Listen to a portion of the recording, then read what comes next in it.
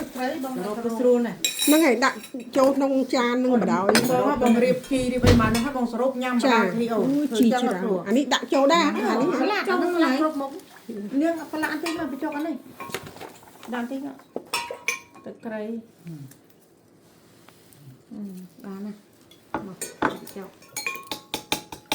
សរុបទៅញ៉ាំទៅបងធ្វើចឹងឲ្យពីបងអស់បងសរុបញ៉ាំបដ ாய் អូនឯងបេះផងចាប់ដល់អានេះបេះតិចតិចចឹងបេះញ៉ាំ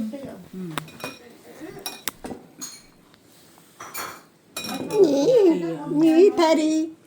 Teddy good boy huh you a good boy today you behave so good yeah you hungry are you hungry you want something to eat you want me to feed you huh my boyfriend your Teddy còn bao chứ yeah សត្វល្អជាងផងណា right Teddy បើចេះនិយាយផងពួតមែនតើ yeah បើចេះនិយាយហ្នឹងនិយាយគ្នាស្រួលទៀតហ៎ ស្រួលទៀតបើវាអត់ចេះនិយាយចេះអីបងតែចេះបងដាក់ច្រឡំច្បល់ទាំងអស់ជីបងដាក់គ្រប់មុខហើយផលយប់ហ្នឹងក៏ចឹងដែរ ចា តែមែនតើរត់ធំតើលើកាទៀវមួយក៏រត់ធំហ្នឹងដែរ ណាមី យើងដាក់កាពែកកដាចានក៏បានបាត់កពុះផង ចា ហ្នឹងហើយវាស្រួលចឹង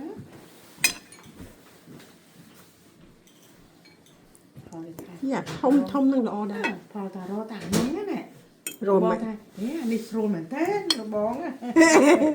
កាលនោះក៏មកដូចញ៉ាំបបរ ចានណា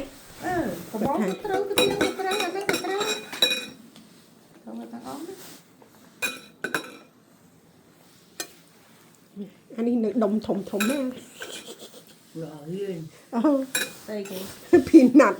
កដៃដី បងញ៉ាំគេណាបងអត់ដាក់ហង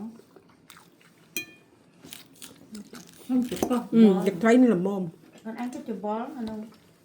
ចា មុនហ្នឹងដែលឃ្លីសួរនឹងបងថាអានឹងបងវល់តើគឺអាចអានេះបងមិនបាក់ទេគឺអាចកត់ទៅវាថាប្រាប់មកដល់ប្រាប់មកវាថាវាចាំមកប៉ុណ្ណឹងឥឡូវគេថាអត់ចេះគោបាត់ទៀតវាយ៉ាក់មក